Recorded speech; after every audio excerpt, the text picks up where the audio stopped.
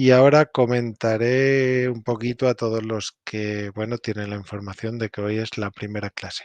Voy a hacer un recorrido exageradamente rápido por la configuración del aula, ¿vale? No hay, primero, lo primero de todo, a los que no pudisteis estar en la clase de ayer porque no teníais la información, no os preocupéis en absoluto. Tenéis disponible la grabación. Si por alguna incidencia no la tenéis disponible, la tendréis. No hay ningún tipo de problema. Y la asistencia a las clases, que es una cosa que insistí mucho ayer, la asistencia a las clases no es obligatoria. El material que tenéis, el material de que disponéis son las clases. Entonces, si queréis seguir el curso, al final tenéis que ver las clases, pero la podéis ver en diferido sin ningún tipo de problemas. Ahora os voy a comentar algo más acerca del campus, ¿vale? Dame un segundo que voy a abrir el campus y comparto mi pantalla. Comparto mi pantalla para que vosotros lo podáis ver. A ver. Bien, pantalla, compartir, esta pantalla de la izquierda, vale. Y ahora entiendo que estáis viendo el campus que estoy moviendo, scroll hacia arriba y abajo. Vale. Ha preguntado María Juliana si hay material escrito en PDF además de las clases. Todas estas preguntas, como hay muchas preguntas derivadas sobre la metodología, comentar que todas estas preguntas de los materiales, de la metodología, las fechas, todas fueron respondidas ayer en la primera parte de la sesión, en la primera hora de la sesión. Así que podéis visualizar esa primera parte de la sesión y si seguís con dudas, acudís a los foros para realizar las preguntas pertinentes. Os respondería de mil amores, pero como ya están respondidas y gastar otra vez ese tiempo en algo que está grabado sería pues malgastar un tiempo que, bueno, pues vuestros compañeros que ya tuvieron la oportunidad de verlo haría que se perdiesen la parte de la clase de hoy. Os emplazo a que veáis la grabación. Vale, estamos viendo la pantalla compartida, ¿vale? Imagino que estáis viendo la pantalla compartida, ¿sí? ¿Me confirmáis? Vale, perfecto. Ya no digáis más personas que sí. Cuando hacéis la cosita esta que sale el icono así, mucho mejor, porque así no va creciendo el chat. Vale, fenomenal. Ya no hace falta que respondáis más. Vale, fijaos, una cosa muy importante. Aquí tenéis el botón clases. Aquí tenéis clases en directo. Esta es la clase que está ahora mismo. Veis que está en progreso y las que están planificadas van apareciendo aquí. Y aquí tenéis clases grabadas.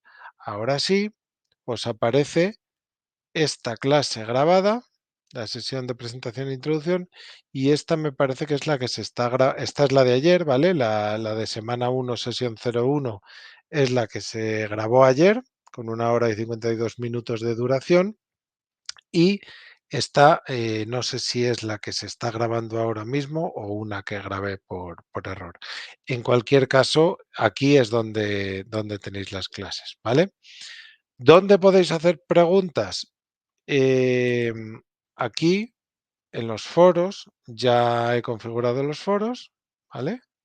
A ver, acabo de hacer clic en los foros, a ver lo que tarda esto. Vale, ya están configurados los foros de tal forma que ahora cuando entréis a los foros, deberíais ver este foro de dudas generales que dice pregunta a tu profesor y cuando entráis os encontráis con una serie de hilos, cada uno destinado a un bloque. Aquí tenemos la bienvenida al curso, tenéis el bloque introducción, esto lo he configurado hace poco, entonces dentro de aproximadamente media hora os llegarán las notificaciones y si queréis borraros de las notificaciones, elimináis el botón de suscripción. Eduardo dice, a mí no me aparecen los foros. Estaba esperando yo un caso como el de Eduardo, que seguro que hay alguno más. Es muy sencillo. Contactad con vuestro mentor. Soy consciente de que hay algunos de vosotros que no estáis bien asignados en el aula, que estáis matriculados en el curso, pero todavía hay un problema de configuración. ¿Por qué lo sé? Bueno, pues porque yo el número de alumnos que puedo ver en mis listados es menor que el número que sé que estáis matriculados.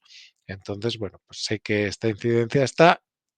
Como digo, no os preocupéis, todo esto quedará solucionado. Contactad, por favor, para todos estos para estos temas técnicos con vuestro mentor, ¿vale? Decís, oye, mira, no puedo acceder. Y comentaros también acerca de la documentación. La documentación tenemos aquí los materiales de clase, ¿vale? Y aquí donde dice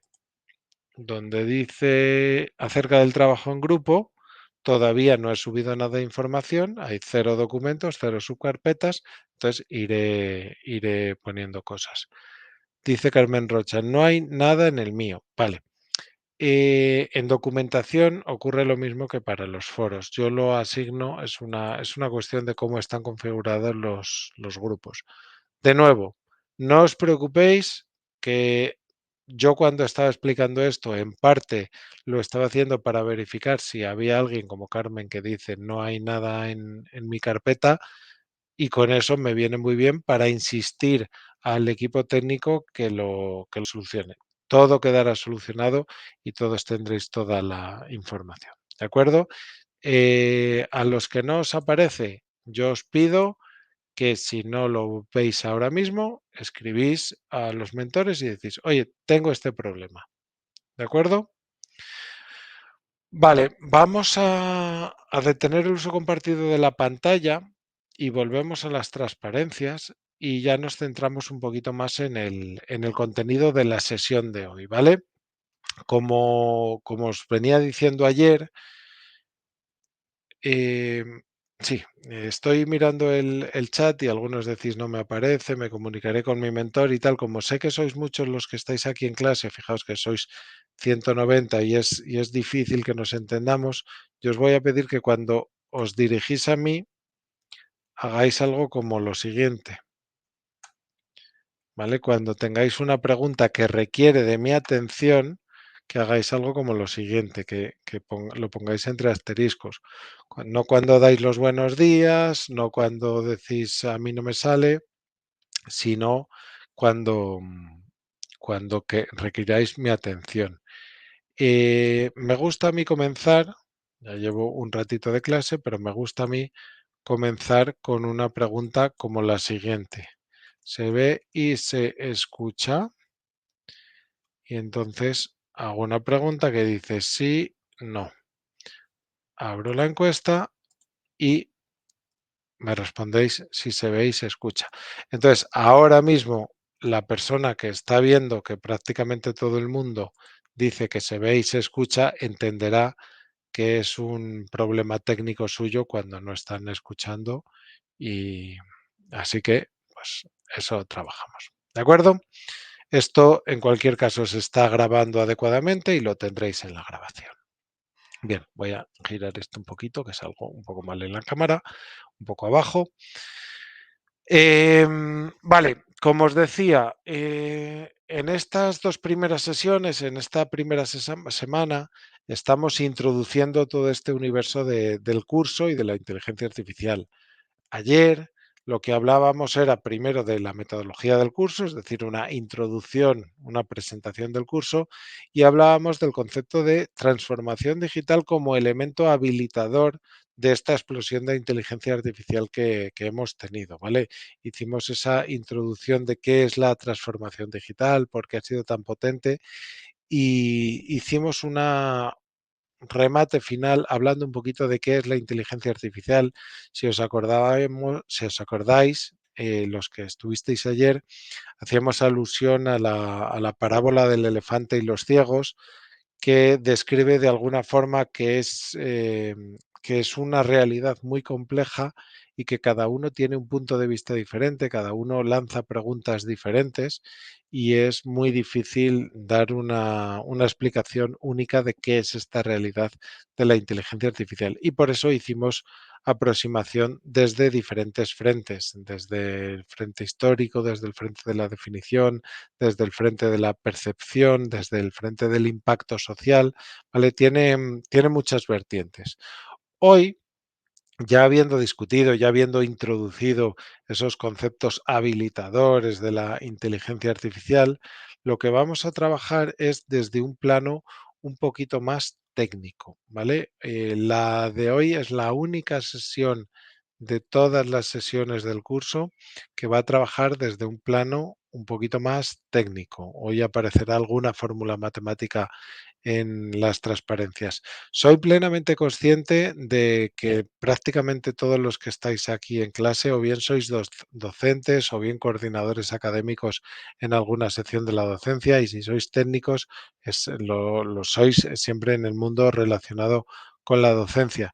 Entonces no os preocupéis porque estas explicaciones técnicas que voy a dar van a ser, digamos, sin profundizar demasiado, sin meternos más allá de los conceptos generales. Pero yo creo que es realmente importante explicar qué es la inteligencia artificial y un poquito de cómo funciona antes de empezar a entender cómo se utiliza. Y lo que tenemos lo que tenemos que tener meridianamente claro, pregunta Juan Carlos que dónde están estas presentaciones, están en la sección de documentos del aula. Lo que tenemos que tener meridianamente claro es que la inteligencia artificial funciona a base de modelos, modelos que no son la realidad, sino que simplifican la realidad. Que puede ser un concepto, digamos, difuso, pero aquí en esta transparencia hay un par de ejemplos que nos vienen a decir que en realidad estamos muy acostumbrados a simplificar la realidad para entenderla un poquito mejor. Por ejemplo, tenemos ahí en la transparencia tenemos una partitura musical. Y es cierto que la partitura musical es una notación muy avanzada, es un modelo que simplifica la música de una forma muy avanzada. Es capaz de recoger la duración de las notas, es capaz de recoger el tono de las notas, pero no es capaz de recoger el timbre de las notas, es decir, ahí no dice qué instrumento está tocando eso y eso suena diferente con guitarra que con piano, y tampoco nos dice nada de la emoción o intensidad con la que se están pulsando las notas, con la delicadeza que se pueden pulsar las notas, y eso nos da lugar a diferentes interpretaciones de esa misma partitura. Es decir, el concepto partitura es increíblemente útil para transportar la música, para enseñar la música, para reinterpretar la música, pero es un modelo que simplifica la realidad. La música es más compleja que esta partitura. ¿Vale? Entonces, esto lo tenemos que tener claro. La partitura nos ayuda a simplificar la música para un propósito muy claro. Vale, pues esta idea es la que subyace a cualquier modelo computacional. Cuando se dice, se ha hecho un modelo matemático, se ha hecho un modelo computacional, se ha hecho un modelo de lo que sea. Siempre es una simplificación de la realidad que toma elementos muy importantes para poder tomar decisiones. En este caso, la decisión es qué nota toco y cuál es la duración de la nota y así puedo replicar una melodía, pero puedo tomar decisiones en base a ese modelo, pero ese modelo siempre es una simplificación de la realidad. Luego nos va a faltar siempre más información sobre el contexto. Otra simplificación de la realidad, pues ahí tenemos el plano de Metro de Madrid. El plano de Metro de Madrid es extremadamente útil, nos simplifica mucho viajar por la ciudad, pero debemos saber que es una simplificación. Cada uno de estos puntitos es una estación y dentro de esta estación algunos tienen servicio de cafetería, otras no, algunos tienen ascensores, otros no, algunas son grandes, otras son pequeñas, unas tienen tres puertas, otras solo tienen una puerta, cada una es diferente y los tramos de aquí, aparte de que no son de colores cuando vas por ahí, tienen una duración que simplifica, tiene una longitud que simplifica la forma en la que nosotros leemos el mapa, pero no tiene una correspondencia directa con la realidad. Entonces, em, Vale, estoy viendo, claro, que tenéis el problema, perdonad que me pare un momentito, que tenéis el problema de que en la sección de documentación no tenéis disponibles los archivos. Entonces, lo que voy a hacer es esto de aquí. Voy a poner debajo de la lista de personas un bloque que me permite compartir archivos y os voy a poner aquí los documentos para que los vayáis echando un vistazo. Entonces tenemos esto, tenemos este y este. Vale, entonces tenemos aquí estos 4 archivos que os podéis descargar desde este mismo punto, ¿vale? Algunos os aparecerán, a otros no, pero todos los que estáis dentro de este aula viéndolo en directo podéis descargar los archivos. Los que estáis en diferido no, porque en diferido lo que se ve es una grabación de vídeo de esto y no es enlazable, ¿vale? Vale, estaba hablando del concepto de modelo como elemento de simplificación de la realidad. ¿Para qué? Para tomar decisiones. Entonces, esta simplificación de la realidad es algo que subyace a todos los modelos de inteligencia artificial. ¿Y estos modelos qué utilidad tienen? Pues normalmente se suele hablar de 4 grandes grupos de utilidades de la inteligencia artificial. Los modelos suelen describir una realidad, pueden dar información de la realidad de forma puramente descriptiva, ¿vale? Simplemente caracterizan esa realidad.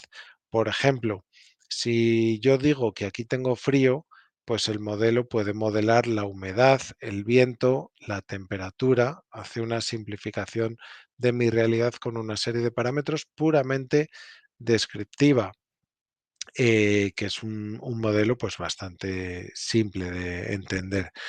La, la utilidad de los modelos también puede ser diagnóstico o predictivo, que a veces es un poco lo mismo. Son dos caras de la misma moneda desde el punto de vista técnico. Algo diagnóstico es a partir de los datos que tenemos, iba a decir, clasificar el sujeto. Diagnosticar, el ejemplo claro se ve en el sistema médico, ¿no?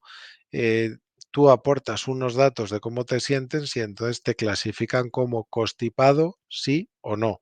O tienes fiebre, bueno, la fiebre te lo dice el termómetro, pero tienes una infección de orina, sí o no. Es un diagnóstico que hace el experto, vale, pues los modelos de inteligencia artificial simplifican al paciente en una serie de síntomas que puede tener o en una serie de métricas como pueden ser sus análisis de sangre y en base a esa simplificación es que el modelo dicta un diagnóstico u otro. Y lo mismo para el caso predictivo. Lo que pasa que aquí entra la variable temporal. Se va observando la evolución de una serie de variables para diagnosticar o predecir un hecho futuro, que son, bueno, pues dos caras un poco de la misma moneda. Em, Al final, la tarea que suele caer aquí es la tarea de clasificación. Y luego tenemos la inteligencia artificial prescriptiva, que no solo describe, no solo diagnostica o predice, sino que además nos hace recomendaciones sobre las cosas que podemos hacer para lograr un objetivo u otro. Cualquiera de estas tareas las podría hacer el humano, es describir, diagnosticar, predecir o incluso dar recomendaciones. Es decir, no estamos yendo más allá de un humano experto. Lo que estamos buscando es replicar de forma automática esta tarea que tradicionalmente está asociada al cerebro humano, que si os acordáis de la clase de ayer es lo que tradicionalmente se ha llamado inteligencia artificial, que es replicar computacionalmente un pensamiento o una acción tradicionalmente asociada al pensamiento humano. Bien, la inteligencia artificial desde, bueno, como comentaba ayer, tiene una historia bastante amplia, desde los años 50 que aparece el término inteligencia artificial y ha sufrido o ha experimentado diferentes fases. La primera fase es lo que llamamos la IA simbólica, la IA basada en el conocimiento humano. Dicho de otra forma, se buscaba generar sistemas expertos que replicasen el comportamiento de un experto en un contexto muy concreto, muy específico, muy contextualizado y, por qué no decirlo, muy difícilmente replicable. Entonces, esta IA simbólica, lo que se hacía era, con esta IA simbólica, lo que se hacía era capturar de los expertos su conocimiento en base a entrevistas, en base a observaciones y establecer sistemas que podían tomar las decisiones que se había observado que toman los expertos. Voy a poner un ejemplo para que esta idea se entienda bien. Insisto en que estamos hablando de lo que en los años 60-70 se entendía por inteligencia artificial y que todavía es la base de muchos sistemas hoy en día, que hay veces que no hay por qué complicarse más la vida que esto. Lo que pasa que, bueno, pues hoy en día hay otros sistemas un poquito más potentes. Digamos que tenemos a ver, yo quisiera quitar de aquí, hay un bloque que tengo, bueno, digamos que tenemos la decisión, hay un experto que se gana la vida comprando y vendiendo coches y nosotros, que somos informáticos, ¿vale? Nos hemos ido a observar a esta persona. Bueno, perdón, no somos informáticos, somos expertos en captura de conocimiento humano, pero conocemos a un informático que nos puede implementar el sistema, ¿vale? Y con el que hablamos a menudo. Entonces, nos vamos a hablar con este experto que compra y vende coches y tenemos conversaciones con él sobre sus métodos, pero sobre todo observamos cuando actúa, ¿no? Y entonces llegamos a la conclusión de que esta persona, este experto, se está haciendo las siguientes preguntas. ¿El kilometraje es mayor a 100.000 kilómetros? En caso de que no lo sea, es menor, perdón, sí, es mayor a 100.000 kilómetros. En ese caso, pues entonces sí vamos a comprar el coche porque tendrá, eh, perdón, perdón, me estoy liando. ¿Es el automóvil de una marca reconocida? Pues si no lo es, no compramos el coche porque no vamos a recuperar la inversión. Si sí que lo es, seguimos preguntándonos cosas. ¿El kilometraje es mayor a 100.000 kilómetros? Si sí lo es, no lo compramos porque es un coche que ya está viejito y no lo queremos, no vamos a recuperar la inversión. Si no lo es, nos seguimos preguntando cosas. ¿El vendedor es el propietario? Si no lo es, no lo compramos porque seguramente sea un precio inflado, sea un intermediario y no queremos entrar en ese juego, no lo compramos. Si sí lo es, si el vendedor es el mismo propietario, seguro que conseguimos un trato mejor y nos hacemos la pregunta final. ¿Ha sido inspeccionado por un mecánico antes? Si no ha sido inspeccionado, no lo compramos y si sí ha sido inspeccionado, lo compramos, ¿vale? Tomamos una decisión extremadamente rápida. Pues bien, lo que hemos hecho es hablar y observar a un experto en este conocimiento, mapear su proceso de toma de decisiones en un sistema basado en reglas de preguntas sencillas y luego implementar un pequeño software que nos va tomando la decisión en base a unos parámetros predefinidos. A esta simpleza, si me permitís la expresión, es a lo que llamamos un sistema experto y esto es la base de la inteligencia artificial.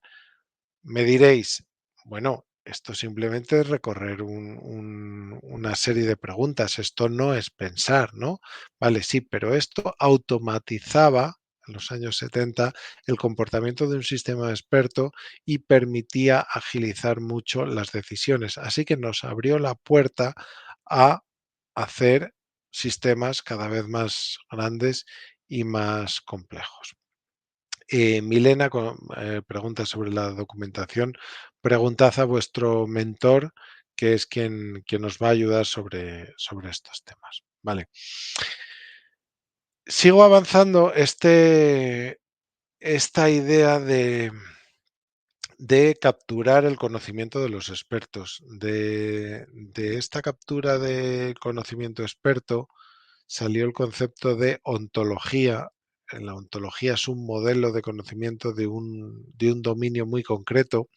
Y entonces, para capturar este conocimiento experto, se crearon lo que se llaman estas ontologías. Entonces, en una ontología, cada circulito es una entidad. Por ejemplo, coche, vendedor, mecánico, ¿vale? Y luego hay una serie de relaciones entre entidades de, por ejemplo, el coche es vendido por un vendedor, el coche es arreglado por un mecánico, ¿vale? Todo este conocimiento se mapea en forma de ontología y da relaciones entre conceptos, y de aquí se pueden derivar pues algunos conocimientos interesantes, y de aquí se sacan sistemas capaces de razonar, capaces de hacer razonamiento. Un razonamiento muy simple y, en cualquier caso, razonamiento siempre circunscrito a la lógica, es decir, razonamientos que se derivan necesariamente, no razonamientos creativos, ¿vale? Pero es un paso muy importante para capturar ese conocimiento humano, ese conocimiento teórico humano, y transformarlo en un lenguaje que se entiende computacionalmente. Recordad que estamos en la fase de la IA simbólica y que estamos previo a los años 80. Poco a poco, esta IA simbólica se va transformando, ¿vale? Y aparece una corriente empirista. Una corriente empirista, ¿qué quiere decir? Que en lugar de basarnos en el conocimiento abstracto que tiene un médico, un experto comprador de coches o un experto en su dominio, en lugar de basarnos en el conocimiento que tiene esa persona en la cabeza, lo que nos vamos a basar sobre todo es en las observaciones que nosotros hacemos sobre su comportamiento, ¿vale? Entonces, una de las primeras aproximaciones, ¿cuál es? La que tenemos aquí. Vamos a hacer un árbol de decisión, pero un árbol de decisión basado no en las preguntas que se hace el, el experto, que pueden entrar dentro de lo que consideraríamos lo más lógico o lo más humano, si me apuráis, y vamos a hacernos preguntas que atacan directamente a las variables más discriminatorias. Es decir, si no sé si habéis jugado al quién es quién, a ese de tiene gafas, tiene sombrero, y entonces vamos tachando y al final decimos, vale, pues es Pepito, y aciertas el nombre que el otro estaba pensando, ¿no? Pues esto es una especie de quién es quién, pero implementado matemáticamente, ¿no? Tenemos 8 posibles decisiones que tomar. Entonces nos vamos haciendo preguntas que va discriminando. El coche está comprado tal. ¿Y cómo decidimos esas preguntas? Pues en base a los datos hay algoritmos que deciden cuáles son las preguntas que más discriminan, que más elementos nos eliminan. O dicho de otra forma, cuál es el árbol de decisión con el cual nos vamos a hacer un número mínimo de preguntas antes de llegar a la decisión final, ¿vale? Entonces, estos algoritmos de búsqueda de árboles se ejecutan muchas veces con inicios aleatorios, y al final es lo que se llama un random forest, ¿no? Un conjunto de árboles de decisión, y se suele utilizar el sistema promedio. Lo importante de todo esto, lo que tenéis que entender de esta transparencia, no es cómo se obtienen estos árboles, no es cómo es el proceso de decisión, no es lo más importante de esta transparencia, o no es el concepto que yo quiero que trasladaros. El concepto que quiero trasladaros viene ahora. Poco a poco vamos migrando de una visión de la inteligencia artificial donde lo importante era la información que tenía el experto en su cabeza, vamos migrando hacia una visión donde lo importante son los datos que ha generado el experto cuando ha ido tomando decisiones en el pasado. ¿Vale? Esos datos los observo y me permiten replicar este árbol de decisiones. Todavía me baso en el mismo concepto, en el concepto de árbol de decisiones. Em, vale, entonces eh, lo importante es que vamos migrando de conocimiento abstracto a decisiones basadas en datos. Dice Sandra, ¿se podría decir que aquí se construye un sesgo? El sesgo aparece cuando los datos están sesgados, cuando los datos que me... A ver, todo sistema de inteligencia artificial va a tener un sesgo, el sesgo introducido por los datos. Es una cuestión un poquito más compleja. Si yo estoy replicando el conocimiento que un experto tiene en la cabeza, yo lo que estoy haciendo es sesgándome por la forma que tiene ese experto de ver el mundo. Si yo estoy tomando los datos de las acciones que ha tomado ese experto, yo estoy sesgándome por la forma que tiene de actuar ese experto. Si yo tomo las acciones de 50 expertos, y ese es mi base de datos, seguro que voy a tener menos sesgos, pero tendré que vigilar cómo he obtenido, cómo he seleccionado a esos 50 expertos, porque si seleccionado a los expertos todos de una misma corriente ideológica, de una misma corriente de pensamiento, o si me apuráis, de una misma identidad geográfica, pues ahí se está construyendo un sesgo, ¿vale? Entonces, todo sistema, como estoy simplificando una realidad, estoy observando algo para simplificarlo y luego generalizar su uso, ¿vale? Pues lo que yo estoy observando tiene un sesgo y yo estoy trasladando ese sesgo al resto del mundo. Más o menos claro, Sandra. Es muy buena la pregunta que has hecho, muy interesante. Esta transparencia resume un poco la idea que yo os quería transmitir bueno, en la transparencia anterior. Es esa migración a formas diferentes de trabajar. En la programación clásica, en la programación, digamos, bueno, es una programación que sigue vigente, la programación algorítmica, digamos, tenemos una serie de datos y establecemos unas reglas para trabajar con esa serie de datos. Vamos a verlo aquí. Me vuelvo para atrás. Tenemos una serie de datos como es el kilometraje del coche, las características del vendedor, el historial del coche, la marca del coche. Esos son datos del coche y sobre esos datos aplicamos una serie de reglas. ¿Vale? Sobre los datos aplicamos una serie de reglas, lo programamos y eso nos ofrece unas respuestas, ¿vale? Esa es la programación clásica.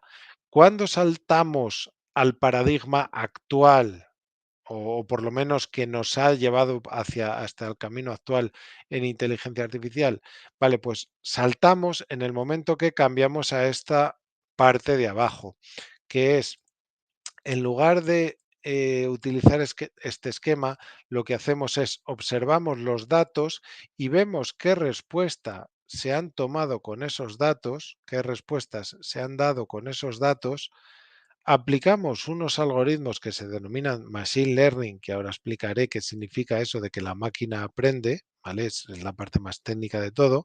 Aplicamos unas técnicas para que la máquina sea capaz de extraer las reglas según las cuales a partir de esos datos se toman esas respuestas. ¿Vale? Es decir, yo no he tenido que averiguar cuáles son las reglas, no he tenido que estudiar cuáles son las reglas, sino que tengo los datos y las respuestas. Y eso es una cosa muy fácil de exportar. Es decir, yo puedo tener todos los datos analíticos de un paciente y saber su diagnóstico. Eso lo puedo tener en un documento y para poder procesarlo no me hace falta hablar con el médico. Sin embargo, para entender las reglas sí me hace falta hablar con el médico. Vale, pues cuando se consiguió migrar a este paradigma de abajo, al de inferir las reglas a partir de los datos y las respuestas, es cuando pasamos a lo que llamamos Machine Learning, aprendizaje máquina o como lo queráis llamar, que es, digamos, la inteligencia artificial moderna. Aquí tenemos un ejemplo de modelos subsimbólicos. Modelos subsimbólicos son aquellos que ya se basan en datos, ya lo que hacen es tener los datos y los algoritmos, pero todavía requerimos a ese conocimiento humano a posteriori. Este algoritmo es un algoritmo de clustering, como por ejemplo puede ser el K-medias o K-means, como lo queráis llamar. Vale, pues es un algoritmo que a partir de unos datos es capaz de hacer una clasificación de los datos en diferentes tipos. Yo le digo, clasifícame estos datos en 3 tipos. Y entonces va y me clasifica, por unos algoritmos de que dispone, me clasifica estos datos en 3 tipos completamente diferentes y a través de unas iteraciones ve que efectivamente cada uno de los grupos cumple con un patrón diferente. Bien, esta técnica, esta fórmula de agrupar a los datos, lo que hace es reconocer patrones de forma automática. Sabe que los datos pintados de rojo se corresponden a un patrón, los datos pintados de verde se corresponden a otro patrón y los datos pintados de azul se corresponden a otro patrón. Sin embargo, no nos dice qué significa cada patrón. Ahí es donde tiene que entrar el conocimiento humano, ahí es donde tenemos que observar esos datos y decir, bueno, pues aquí los datos en rojo son de personas que, bueno, pues que tenían una infección de orina, los datos pintados en verde son de personas que simplemente tenían dolor de cabeza por migrañas y los datos en azul son de personas sanas. Y eso lo tiene que ver el experto y, digamos, explicarnos esos datos. ¿Vale? Y por eso lo llamamos ya subsimbólica, porque ya nos vamos alejando de este concepto simbólico, nos vamos a un mundo más basado en datos, pero todavía requerimos al experto. ¿Vale? Pero luego, paso de transparencia, llegamos ya a este aprendizaje máquina actual, a esta inteligencia artificial basada en datos, y es lo que llamamos el aprendizaje supervisado. Bien, voy a parar un momentito a leer la pregunta de Alicia, que dice, esto tiene que ver con los modelos de caja gris, caja negra y caja blanca para no trabajar con todos los datos. No soy experta, pero he leído eso para modelos cinéticos de birreactores. Vale, no sé exactamente en qué contexto lo has leído. Nosotros llamamos caja negra a cuando no sabemos explicar qué es lo que ha pasado dentro de ese subsistema. Y lo voy a explicar bien con este modelo. Cuando yo utilizaba ese sistema basado en reglas para comprar o no comprar el coche, el sistema era perfectamente explicable. Es decir, si yo digo no compres el coche, digo, vale, ¿por qué no compras el coche? ¿Por qué me recomiendas que no compre el coche? Entonces el sistema va a saber decirme qué regla es la que me ha saltado la alarma y me va a decir, no compres este coche porque es un coche de más de 100.000 kilómetros. Vale, entonces digo, vale, ya sé, tengo no solo la decisión, sino una explicación de cómo se ha tomado esa decisión. Y a eso lo llamamos caja blanca. ¿Vale? O algunos lo pueden llamar caja blanca. Yo lo llamo un sistema explicable, es decir, un sistema que me dice el porqué de una decisión. Sin embargo, los sistemas supervisados, como este que voy a explicar, son sistemas de caja negra. Ahora explicaré un poquito más sobre ellos, pero son sistemas que toman una decisión, pero no me dicen por qué han tomado esa decisión. Tenemos aquí, por ejemplo, un sistema al que yo le paso imágenes de manzanas y de fresas, ¿vale? Aplico bueno, al principio estos datos, yo sé si son manzanas o si son fresas, lo tengo claro, lo tengo etiquetado. Entonces se lo paso al sistema, el sistema entrena y al final construye un sistema que me sabe decir si un elemento, por ejemplo, una imagen, ¿es una manzana o es una fresa?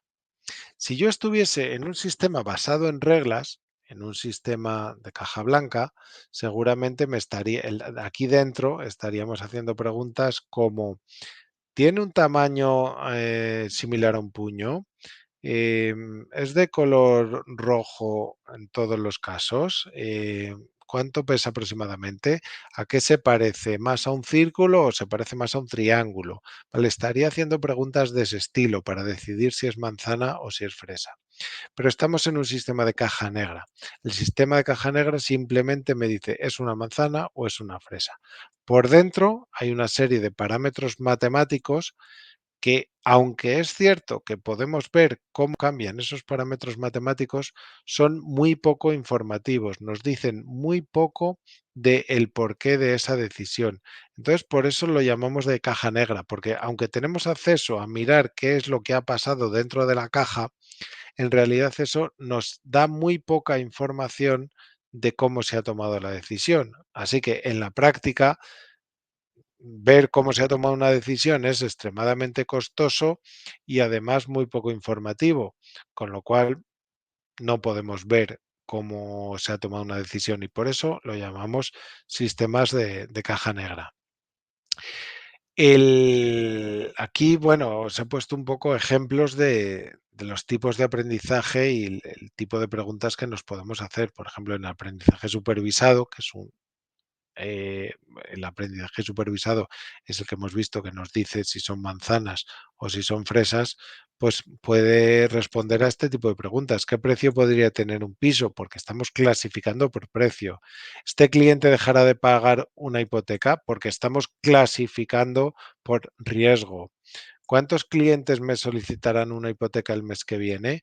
Porque sé el número de clientes que tengo y estoy haciendo un sistema predictivo, es decir, clasificando por probabilidad de solicitud de hipoteca.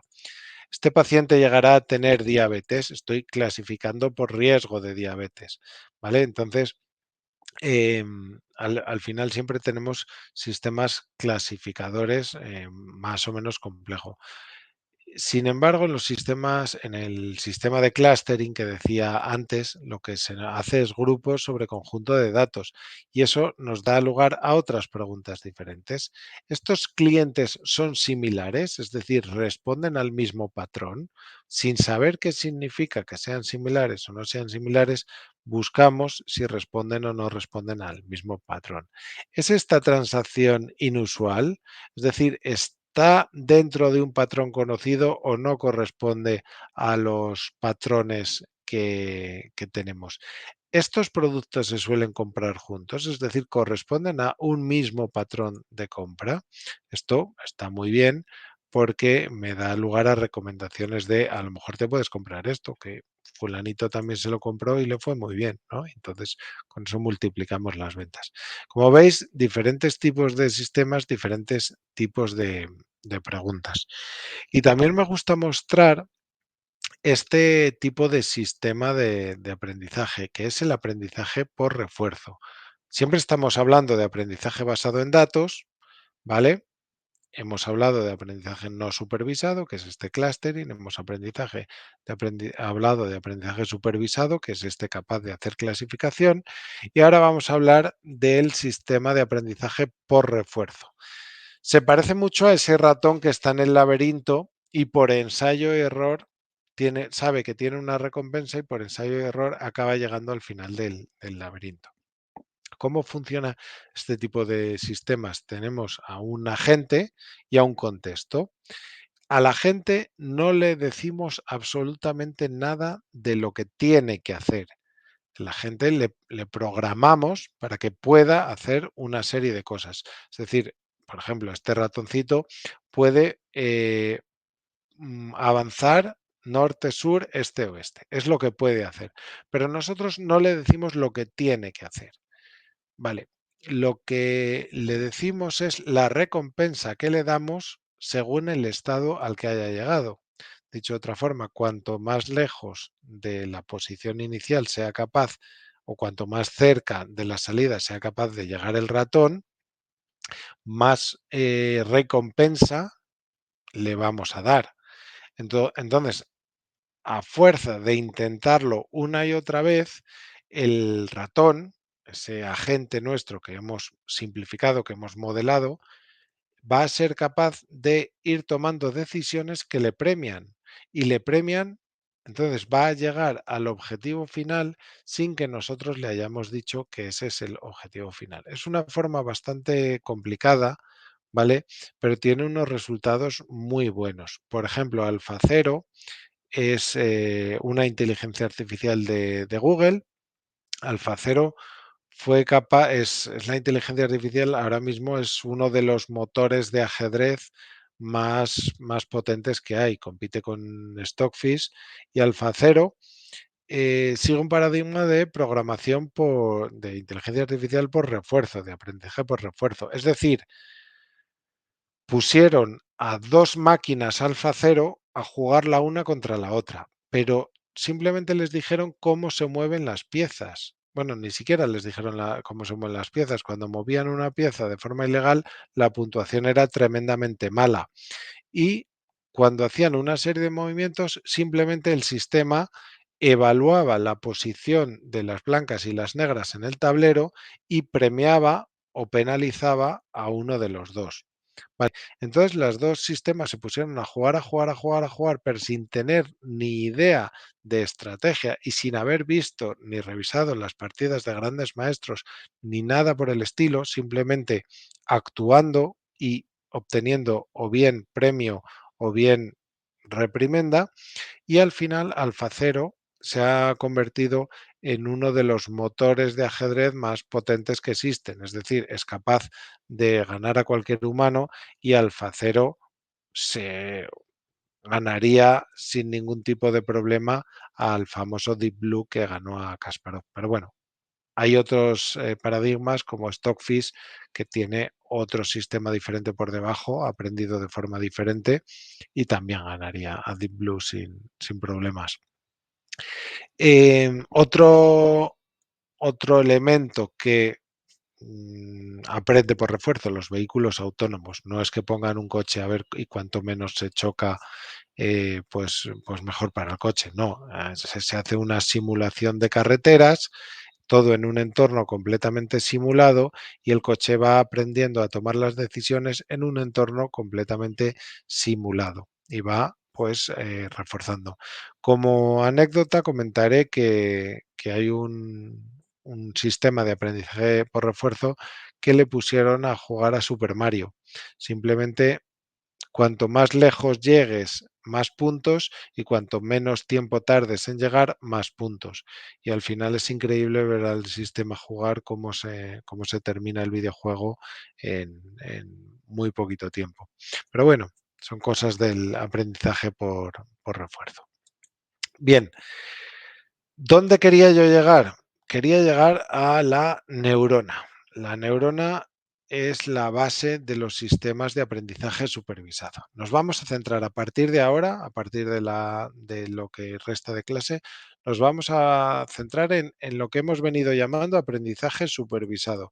Y para centrarnos voy a volver a traer la transparencia del aprendizaje supervisado, que era esta. El aprendizaje supervisado es, te doy ejemplos ya etiquetados y tú te aprendes, o mejor dicho, infieres las reglas que hacen que decidir si algo es una manzana o algo es una fresa. A eso llamamos aprendizaje supervisado. A partir de un conjunto de datos y respuestas, inferir las reglas o por lo menos trabajarlas. Y todo eso digamos, es la base conceptual de lo que ahora llamamos las redes neuronales. Las redes neuronales se llaman así porque imitan, con más o menos acierto, el concepto de neurona dentro del sistema nervioso humano. El concepto de neurona porque tienen un núcleo, que es donde se procesa la información, tienen unas dendritas que ayudan a conectarte con otras neuronas y tienen un axón que transmite la información a lo largo de la neurona. ¿Vale? Raúl pregunta si habrá un descanso. Sí, dentro de 5 minutitos haremos un descanso. Entonces, en 1940 se propuso este esquema, que es una neurona artificial. De hecho, dejadme mirar un momentito las transparencias, que avanzo rápido. Vale. Voy a llegar hasta la IA generativa y hacemos un descanso. Vale.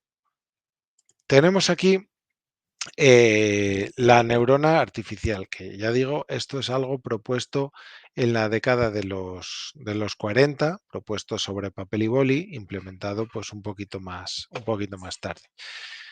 No se parecen mucho. Tenemos un sistema capaz de procesar, ¿vale? Que es esta parte de aquí, sería lo que es el axón. Tenemos las dendritas, ¿vale? Que son lo que nos permite conectarnos, y el axón pues es una licencia poética que nos damos, ¿vale? Vamos a mirar esta neurona artificial un poquito más en detalle. Esta es la transparencia más dura conceptualmente que vamos a trabajar hoy, ¿vale? La única fórmula así interesante que vamos a ver. Tenemos una neurona, ¿vale? Y sobre una neurona lo que vamos a hacer es alimentarla con una serie de valores. X1, X2, X3, Xn. Estos son números que pueden ser el 37, el 40 o el 55. Luego lo vemos concretado con un ejemplo. Y a estos números los voy a multiplicar por un peso, que es algo que está entre -1 y 1. ¿Vale? El peso, aquí una W de weight, es un valor que va a estar entre -1 y 1, con sus decimales y sus cositas. Este peso inicialmente, ¿qué valor tiene? Pues estos valores son la entrada del sistema, son unos parámetros que describen nuestra realidad. Ahora explicaré un poquito más. Pero estos pesos inicialmente tienen un valor completamente aleatorio. ¿Vale? Y aleatorio quiere decir seleccionado completamente al azar. Entonces vosotros diréis, bueno, pues si yo multiplico un número que sé cuál es por un valor elegido al azar, aquí me puede salir cualquier cosa. Efectivamente, me puede salir cualquier cosa, sumo esos cualquier cosa que están apareciendo por aquí, ¿vale? Aquí tenemos la fórmula de la suma. Le añado un umbral, le añado una constante, y esto que puede ser cualquier cosa, porque esta constante también era aleatoria, entonces esto puede ser completamente aleatorio. Bueno, pues este completamente aleatorio lo paso por una función de decisión y decido si sí o si no. En el caso de las manzanas y las fresas, decido manzana sí, manzana no, fresa sí, fresa no. Y cuando yo he decidido si acierto, refuerzo los valores que se eligieron aleatoriamente porque están bien, acerté. Que me equivoco, corrijo los valores con una fórmula que se llama backpropagation, que no vamos a meternos en cómo se construye esa fórmula, pero si me equivoco, corrijo estos valores para que en la siguiente iteración, ¿vale? En la siguiente vuelta que yo le dé a esos datos, el sistema esté un poquito más cerca de acertar. Y esa es la clave, ¿vale? Esa es la clave de la inteligencia artificial. Decido si verdadero o falso, y si es falso, corrijo los valores. Bien, dice Percy, ¿por qué se dice que las redes son cajas negras si conocemos su estructura matemática? Porque conocemos su estructura matemática, pero no conocemos el significado de estos pesos. Es decir, nosotros podemos rastrear cuál es el valor de los pesos en las diferentes capas de una red, en las diferentes neuronas, pero que nosotros veamos que se ha multiplicado por 0,5, por 0,7, por 0,48, no quiere decir que nosotros seamos capaces de dar un significado dentro de lo que nosotros llamamos conocimiento a esos valores. Simplemente sabemos que al final se responde sí o se responde no, pero no sabemos, no podemos determinar, o es realmente costoso determinar si el por qué se tomó esa decisión. ¿Vale? Dice Marina, es lo mismo que una ponderación. Sí, no solo es una ponderación, son miles de ponderaciones, porque esta neurona no actúa sola, actúa en conexión con miles y miles. Vamos a ver un ejemplo bastante sencillo que nos ayuda a entender esto mucho. Imaginemos que vamos a simplificar el concepto persona, ¿vale? Lo vamos a simplificar en dos parámetros, peso y altura, ¿vale? Entonces, tenemos que una serie de personas pasan por delante de un experto, pasan por delante de un médico y el médico los observa y dice obeso, dice no obeso, obeso, no obeso. Y con lo que dice el médico vamos construyendo el no, sí, no, sí, no, sí. El médico no los ha pesado ni los ha medido, simplemente en su criterio ha dicho este está obeso o no está obeso. Y en la siguiente habitación, esas personas se pesan y se miden, de tal forma que lo que tenemos es esto de aquí.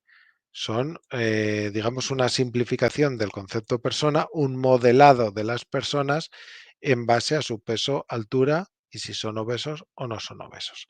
Aquí tenemos lo que son los datos, ¿vale? Volviendo a esa transparencia que decía Data Answers alimentaba el sistema. Aquí tenemos los data, aquí tenemos los datos y aquí tenemos los answers. Aquí tenemos las etiquetas, ¿vale? Saber si es obeso o no es obeso. Entonces, vamos pasando. Este sistema solo tendría X1 y X2. X1 es 68 y X2 1,75. Aplicamos y nos dice sí es obeso, pero la realidad es que no es obeso. Entonces reajustamos estos valores. El siguiente 85 y un 80 y nos dice sí es obeso, vale, pues no hacemos nada. 70 y 1,65 nos dice no es obeso, pues reajustamos los valores.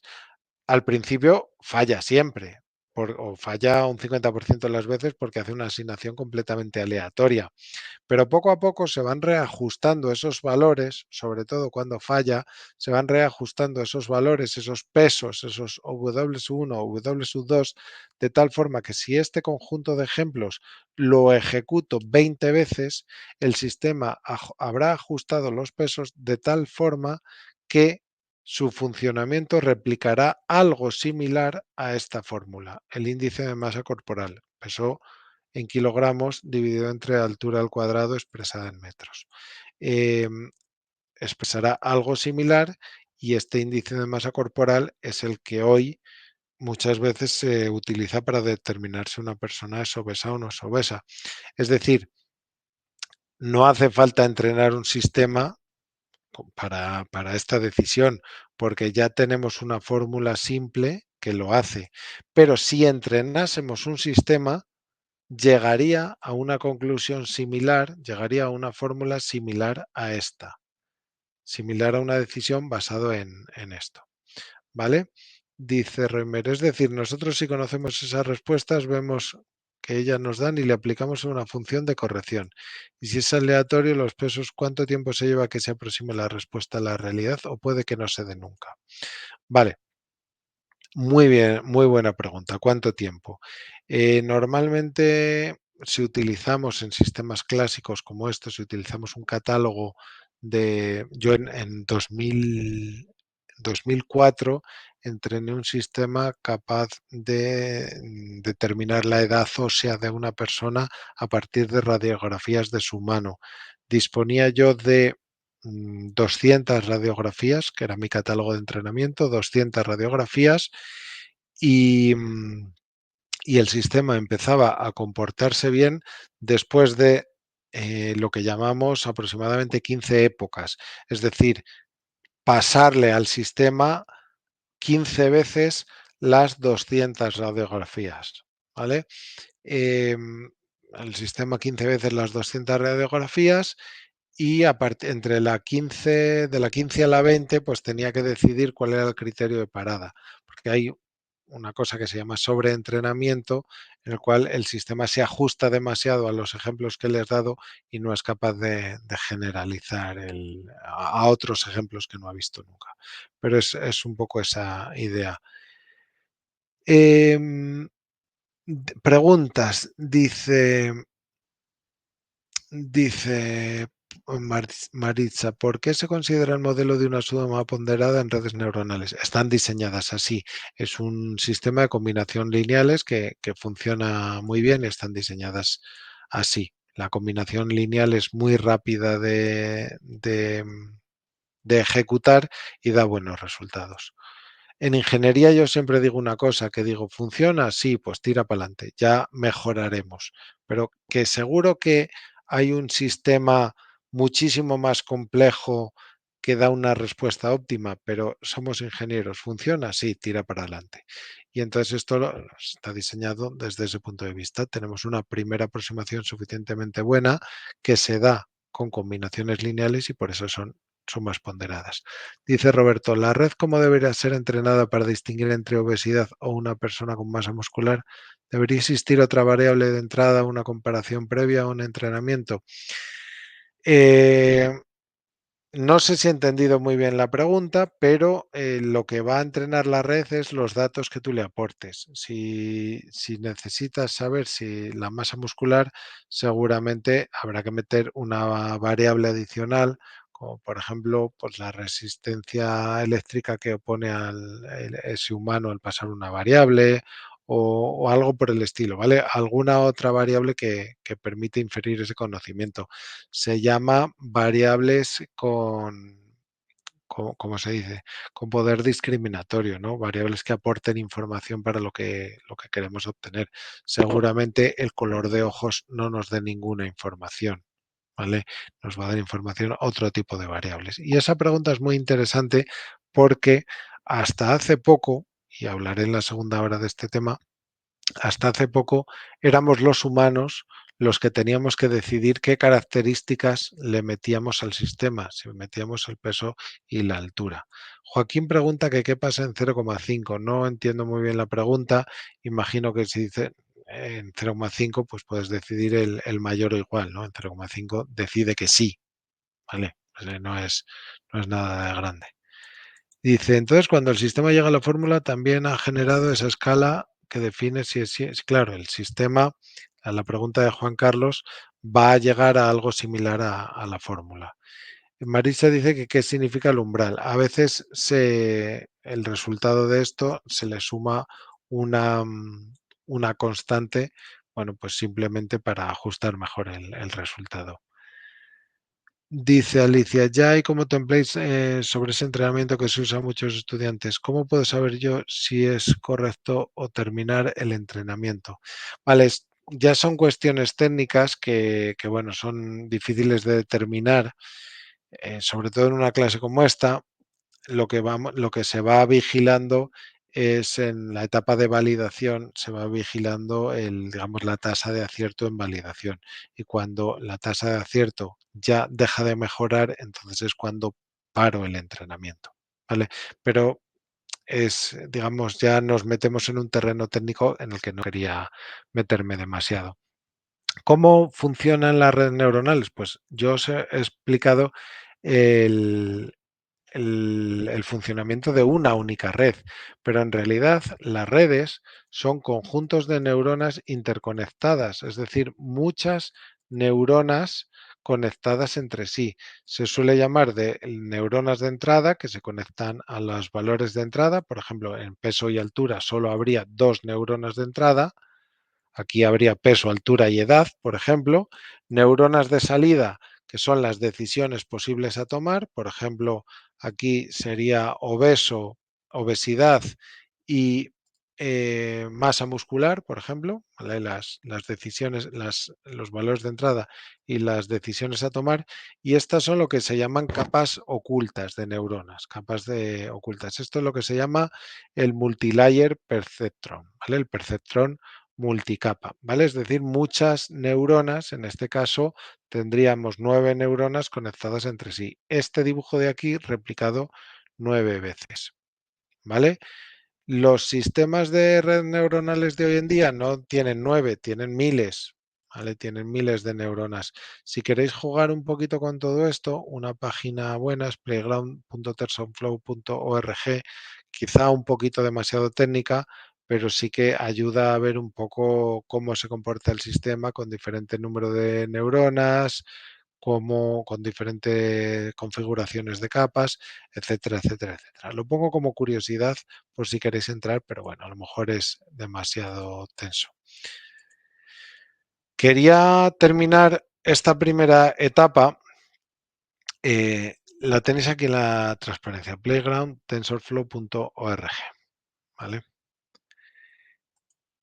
Quería terminar esta fase de hablar un poco de la inteligencia artificial sobre la explicabilidad.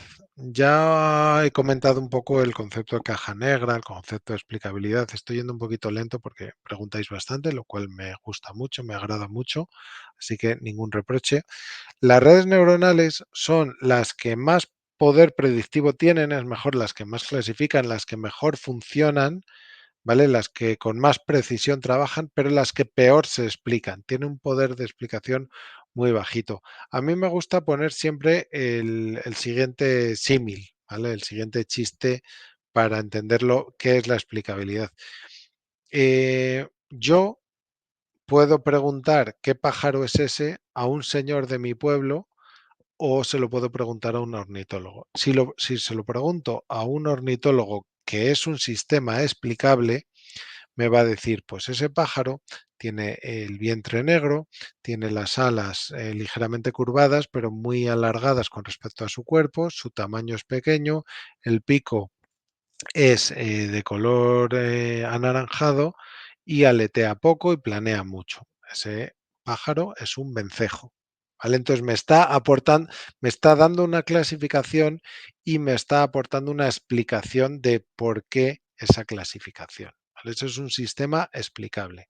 Un sistema no explicable es un señor de mi pueblo, que un señor de mi pueblo me dice, eso es un vencejo. Y yo le digo, ¿y por qué es un vencejo? Y él me responde, pero no ves que es un vencejo, hombre. ¿Qué va a ser si no es un vencejo? Pues un vencejo. Eso es un sistema no explicable, un sistema que no es capaz de explicar cómo ha tomado la decisión, por muy preciso que sea a la hora de tomar las decisiones. ¿De acuerdo? Entonces, uno de los retos que tenemos hoy en día con las redes neuronales, la explicabilidad. Voy a ver las preguntas que tenemos por aquí. Dice Luis Paucar, ¿se puede considerar una red neuronal a una oficina que trabaja por procesos? No, no, es un símil que no me gusta. La red neuronal artificial es simplemente una combinación lineal de valores, números por pesos. Una oficina que trabaja por procesos tiene un contexto mucho más complicado, porque esos procesos, aunque no lo percibamos, aunque parezca que no, están muy influenciados por el contexto. Dice Francisco David, esta red neuronal presináptica y postsináptica, las bases moleculares se constituyen la decisión determinista.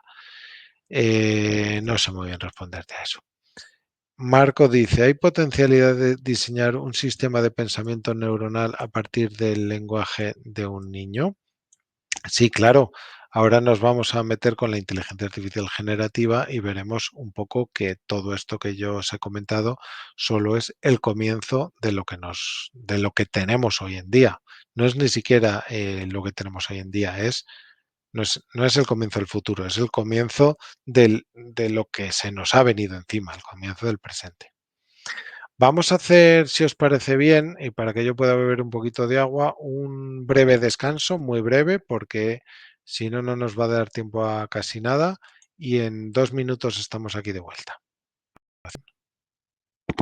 Vale, ya estamos de vuelta. Dije que iba a ser rápido. Pregunta Giselle, una red neuronal sería, por ejemplo, los estudiantes de bachillerato en el que existen varios paralelos.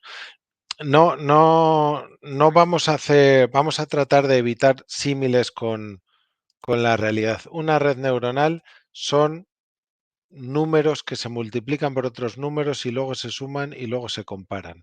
Una red neuronal son números. Vamos a salir de ese símil con la realidad, ¿vale? Porque si no nos vamos a perder un poquito. Una red neuronal, vamos a verla desde este punto de vista, son números que se multiplican por otros números, luego se suman, luego se comparan y dan lugar a un número. Dice Juan Pablo Sucre, la IA que resuelve complejos problemas de matemática avanzada paso a paso se basa en modelos no supervisados y no en redes neuronales porque no explican mucho.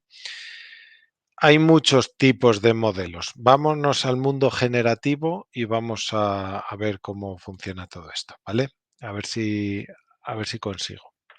Vale, inteligencia artificial. Yo os he venido hablando del concepto de inteligencia artificial, os he hablado de sistemas supervisados, de sistemas simbólicos, sistemas subsimbólicos, y luego hemos ido llegando a un tipo concreto de inteligencia artificial, que es lo que llamamos el machine learning, que es aprendizaje automático. ¿Y por qué lo llamamos aprendizaje automático? Porque un sistema que inicialmente era completamente inútil, es decir, simplemente daba valores aleatorios, ¿vale? Ante una entrada dada soltaba valores aleatorios, es decir, un sistema completamente inútil.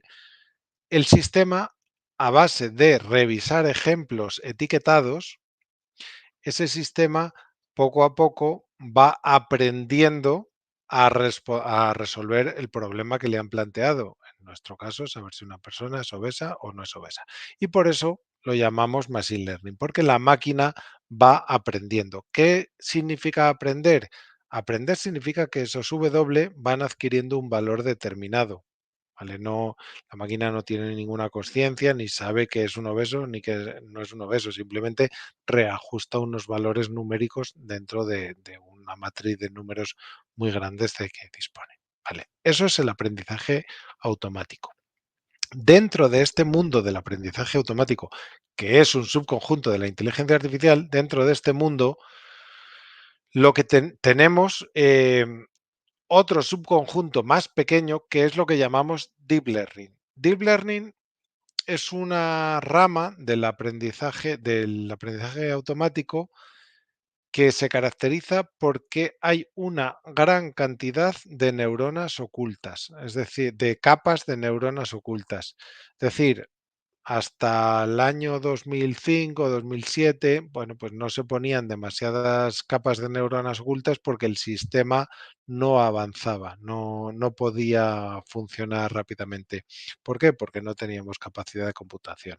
Vale, pero desde esa época empezamos a trabajar cada vez con sistemas con más capas porque tenemos ordenadores cada vez mejores. ¿Y cuál es el resultado? El resultado es que se resuelven problemas cada vez más complejos y se resuelven de una forma cada vez mejor.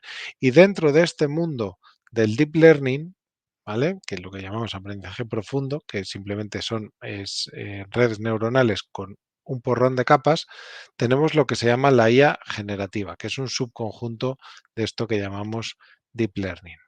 Vale, fijaos aquí, tenemos una red bastante compleja, no lo vamos a asimilar a nada humano. Tenemos aquí una red con 5 puntos de entrada, 5 puntos de salida y un montón de neuronas con un montón de conexiones entre neuronas. Os podéis imaginar que la matriz de números de W que hay por aquí es completamente carente de significado. Es decir, aquí hay un 0,3, aquí un 0,7, ¿vale? ¿Y eso qué me dice? Me dice muy poquita cosa, ¿vale? Es muy difícil de entender el porqué. Pero la gracia es que cada vez podemos, las redes profundas resuelven problemas más complejos, pero además resuelven un problema muy importante. ¿Os acordáis que yo os decía que para la obesidad necesitamos características que puedan estar relacionadas con la obesidad? ¿Vale? Y entonces yo tengo al humano, ¿vale? Aquí hay un coche dibujado, pero tengo el humano, decido simplificar el concepto humano y para eso elijo dos variables, peso y altura.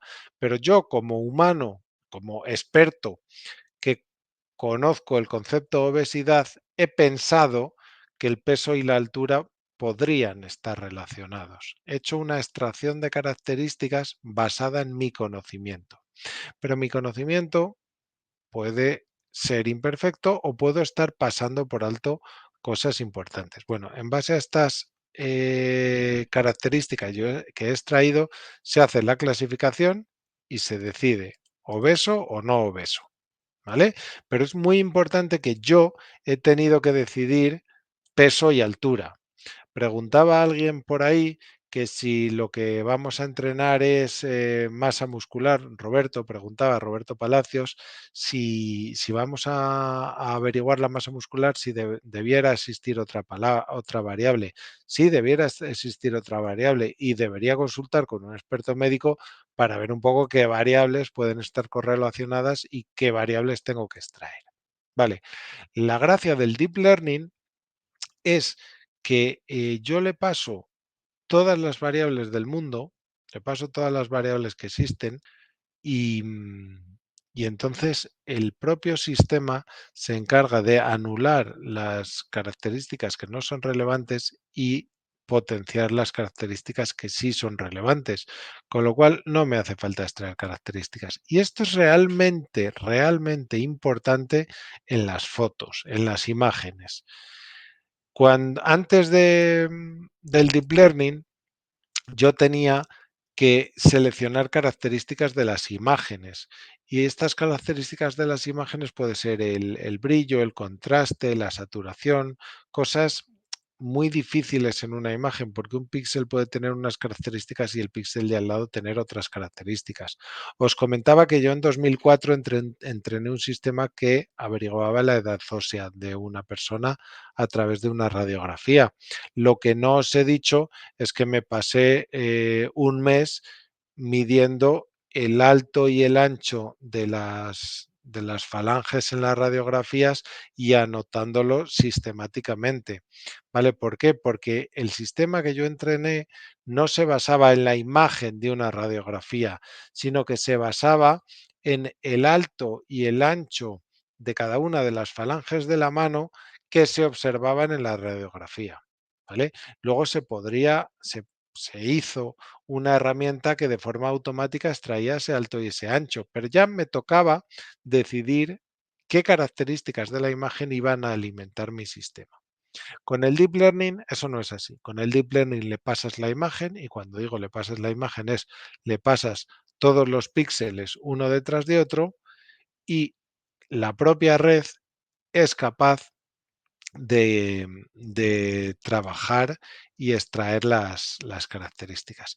Se necesita para esto una cantidad de neuronas y una complejidad en el procesamiento que es bastante grande. Además, para imágenes en concreto no se utiliza la multiplicación, sino que se utiliza una operación que se llama convolución. Pero bueno, os he prometido que no me iba a meter demasiado en aspectos excesivamente técnicos, así que nos quedamos con esta idea. En el Machine Learning clásico, eh, el humano tiene que extraer las características, pero en el Deep Learning ya no es necesario extraer esas características y podemos procesar directamente la señal de entrada. Y como podemos procesar directamente la señal de entrada, voy a explicaros un concepto que si bien no es una red generativa, a mí me gusta mucho para explicar cómo funciona una red generativa. Esto es simplemente un recurso didáctico que yo voy a utilizar. Este tipo de redes existen, ¿vale? Pero a mí me gusta utilizarlas para explicar lo que viene después, no como la red en sí misma. Los autoencoders son redes que lo que hacen, dice, ¿esta red se da en una sola neurona? No, cada red es un conjunto de neuronas conectadas.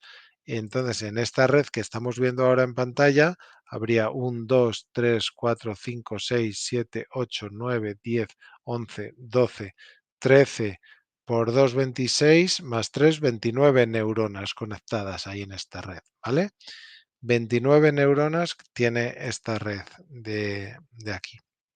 29 neuronas con sus 29 valores, sus conexiones y sus muchísimos W por aquí conectados. Esta red tiene 8 valores de entrada. ¿Vale? Vamos a decir que si estamos hablando de una persona, peso, altura, edad, color de ojos, color de pelo, hasta 8 variables. Os inventáis las 8 variables que queréis. Vale. Y a la salida, ¿qué queremos obtener? Vale, pues vamos a entrenar nuestra red. Fijaos que al principio todos los pesos son aleatorios, pero lo entrenamos. Vamos a entrenar nuestra red. ¿Para qué? Para que estos 8 valores a la salida sean exactamente los mismos 8 valores que a la entrada. Diréis, qué bobada. Y yo digo, bueno, vamos a ver si eso es posible.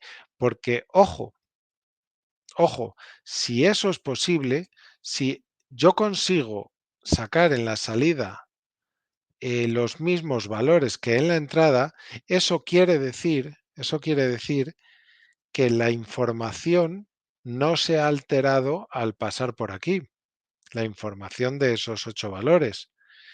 Y entonces eso quiere decir que la información de esos 8 valores está contenida en estos 3 valores. Es decir, he conseguido comprimir la información en 3 valores. La información de 8 valores la he conseguido comprimir en 3. Vale, esto es un ejercicio teórico, un ejercicio de investigación que se pone a funcionar y se dice, oye, leches, esto funciona. Se prueba y se comprueba que estos autoencoders efectivamente consiguen replicar a la salida una versión muy similar, no digo exactamente igual, pero suficientemente similar a la entrada, ¿no? La podríamos considerar una versión de la entrada, una copia suficientemente buena de la entrada. Entonces, ¿eso qué quiere decir? Que aquí en estos 3 valores del centro, la información que se contiene es una versión comprimida de los 8 valores iniciales. Y esa es muy buena noticia, porque vamos a verlo con imágenes. Vamos a verlo con imágenes.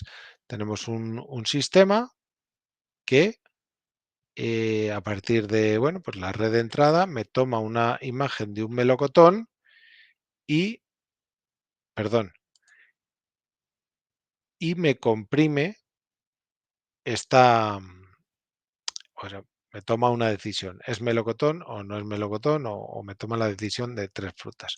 Pero yo también puedo construir un autoencoder. Es decir, puedo hacer que a partir de la imagen de entrada se me construya esa misma imagen de entrada a la salida. ¿Me vais siguiendo esto que estoy comentando? A partir de la imagen de la entrada se reconstruye la imagen de la entrada. Vale. Entonces, ¿qué quiere decir? Que aquí están contenidos la información que representa a esta imagen de entrada. ¿Vale? Siguiente experimento, y es aquí donde viene el detalle de calidad. Siguiente experimento.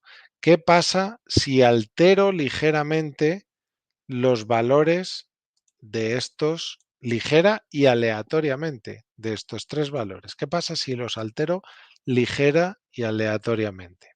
Si los altero ligera y aleatoriamente, aquí a la salida me van a aparecer cosas diferentes a lo que yo me esperaba. ¿Vale? Me van a salir cosas diferentes a lo que yo me esperaba. Entonces, ¿qué me va a salir? Bueno, pues cuando se hace el experimento, lo que observaron es que salen cosas como esta, o como esta, o como esta, o como esta. Es decir, el sistema empieza a generar versiones del mismo concepto, modificando ligeramente los valores del concepto, me salen a la salida versiones ligeramente modificadas del mismo concepto. Dicho de otra forma, dice Alicia, alterar cómo. Alterar, pues si aquí tengo unos valores que la red neuronal ha llegado aquí a representar unos valores, la salida de la red, en lugar de ofrecer la salida que directamente me ofrecerían estas neuronas, esa salida la modifico con una modificación pequeña pero aleatoria. ¿Vale? Simplemente alterando el estado del sistema. Y lo que me va a ofrecer son versiones alternativas de ese concepto de entrada.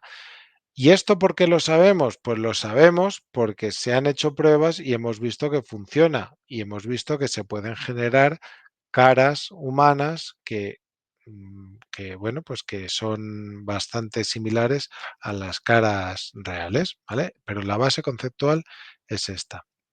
Dice Jorge, ¿sigue siendo un modelo que coteja datos y basa la alteración en la modificación de la data que coteja? Exacto. Aquí simplemente lo que tenemos es que aquí se le pasa el valor de los píxeles y aquí se multiplican y se suman, se multiplican y se suman, se modifican ligeramente, se multiplican y se suman. Y al final me genera unos píxeles que resultan ser en unas imágenes que se parecen mucho a melocotones, ¿vale? Entonces, pregunta Lynn Francis, ¿esto es lo que hace la IA cuando solicitas imágenes? Digamos que es más complejo que esto, pero esto es la base conceptual de esto. Si entendéis esto, de alguna forma estáis entendiendo cómo está funcionando. ¿Dónde está la gracia? Que vosotros lo estáis trabajando de forma multimodal.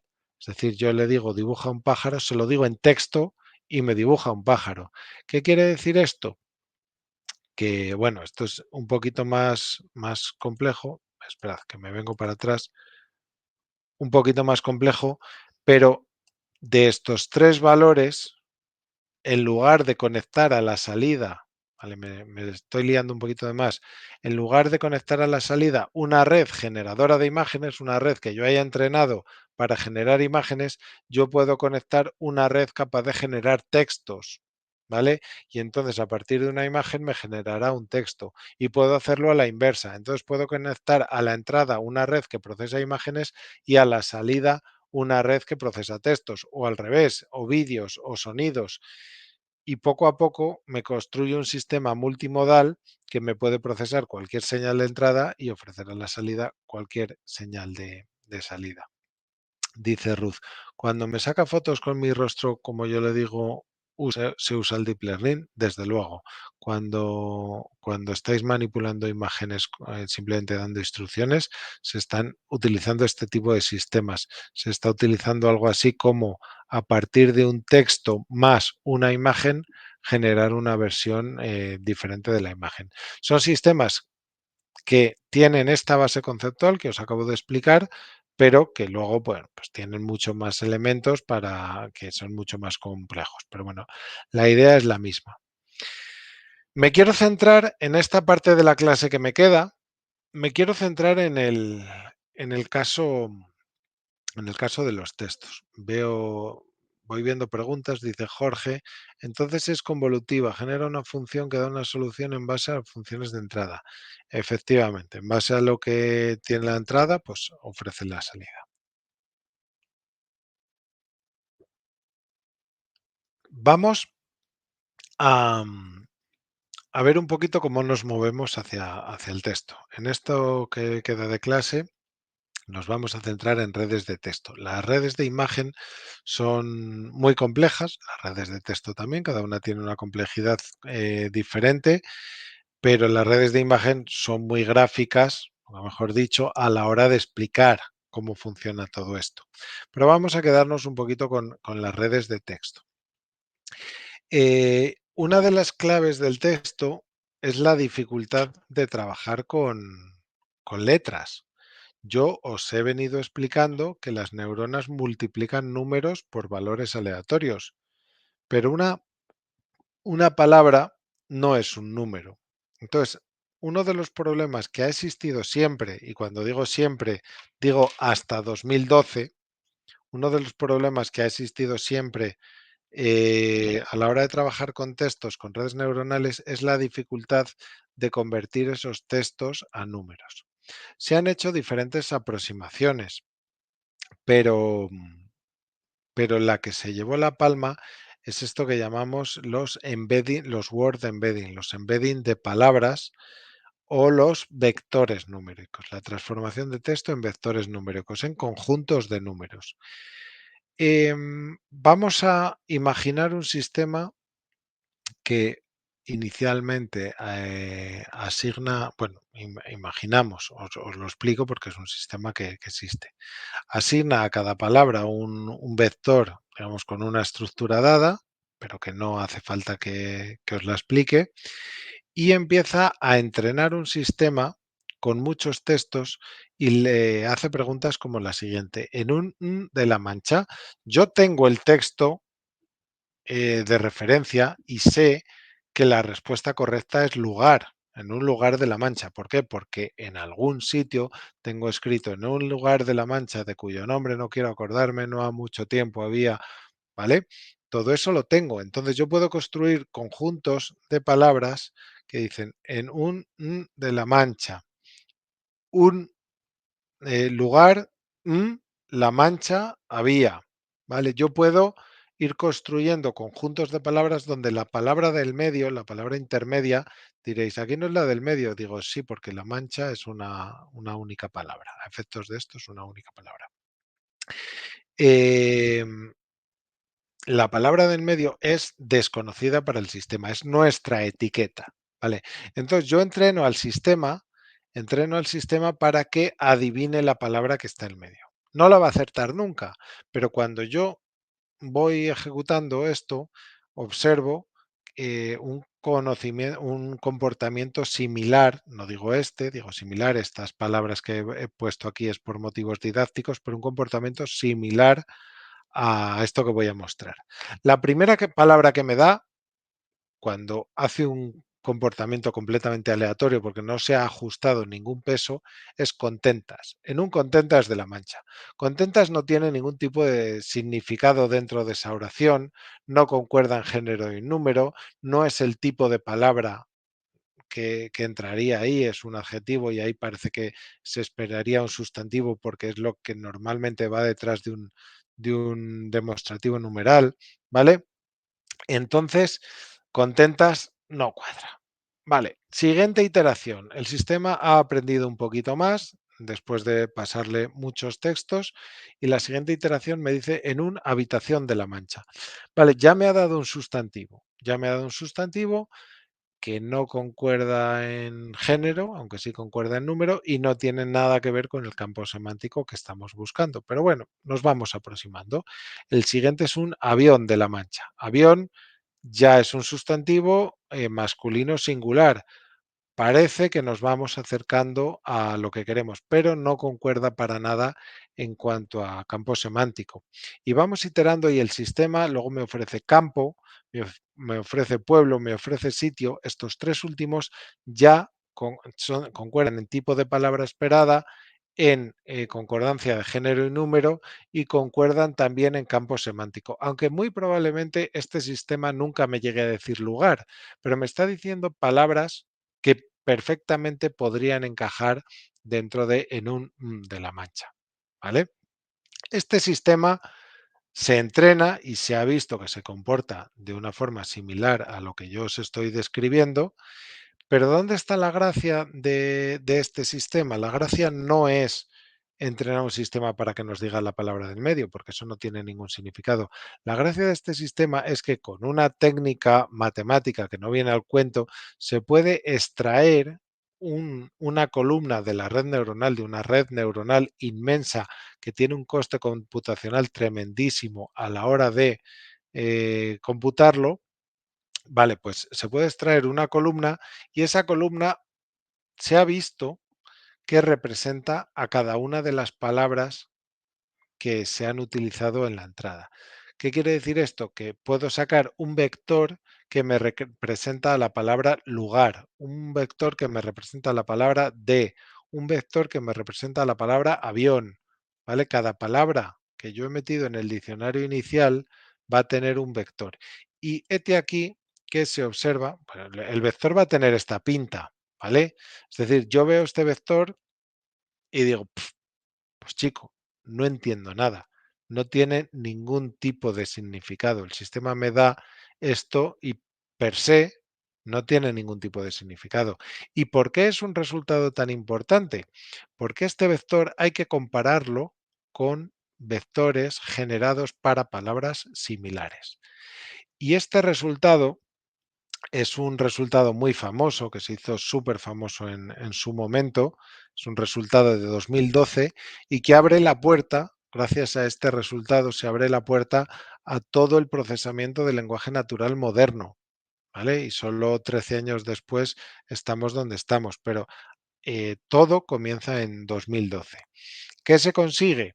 Se consigue que los vectores analizando los vectores que representan estas palabras, un resultado, por ejemplo, que similar a hombre es a mujer, lo que rey es a reina. ¿Vale? Se podría hacer esta forma de describirlo. Una forma quizá más matemática. Si a reina le resto mujer y le sumo hombre, me da rey. ¿Vale? Es una otra forma diferente de verlo. Si a reina le resto mujer y le sumo hombre, me da algo parecido a rey. Entonces, ¿qué quiere decir? Que ya estoy transformando, o sea, los vectores que me representan a las palabras tienen relación con su campo semántico, pero no solo con su campo semántico, sino también con su estructura gramatical. Por ejemplo, se vio que la palabra walking es a walked como swimming es a swam, es decir, diferentes formas verbales del mismo verbo tienen relaciones similares, ¿vale? Tienen relaciones similares. Lo mismo para país capital. Ankara es a Turquía, lo que Ottawa es a Canadá. ¿Qué quiere decir esto? Que el sistema no tiene ni idea qué significa España, qué significa Madrid, qué significa Canadá y qué significa Ottawa. Pero a fuerza de repetir entrenamiento y reajustar valores, se han obtenido unos vectores que me representan a estas palabras, y cuando digo unos vectores son un conjunto de números, y esos vectores tienen, eh, tienen una relación, tienen unos valores que están relacionados con el significado de las palabras o relacionados con la información que contiene esas palabras. Dicho de otra forma, a partir de este resultado, yo puedo, a partir de una palabra, extraer palabras que están en su campo semántico y todo eso de forma completamente automatizada. ¿Significa eso que el sistema entiende las palabras y me sabe decir el campo semántico? No, significa que los vectores que la representan ha resultado que son similares y entonces eso me permite hacer cosas muy chulas. De nuevo, lo que decimos los ingenieros, oye, esto funciona y nos da para hacer nuevos sistemas, pues aunque sea difícil de entender, tira para adelante, ¿no? Sin embargo, en textos nos encontramos con otra dificultad muy grande y es que un texto no es una palabra. Es decir, ya hemos encontrado una forma de trabajar de una forma muy precisa con palabras, pero los textos no son palabras, los textos son secuencias de palabras. Las oraciones son secuencias de palabras. Entonces, tenemos lo que son eh, los sistemas, un momentito que me entra una llamada importante y tengo que mandar un mensaje. Voy a ser muy rápido, dadme un segundito.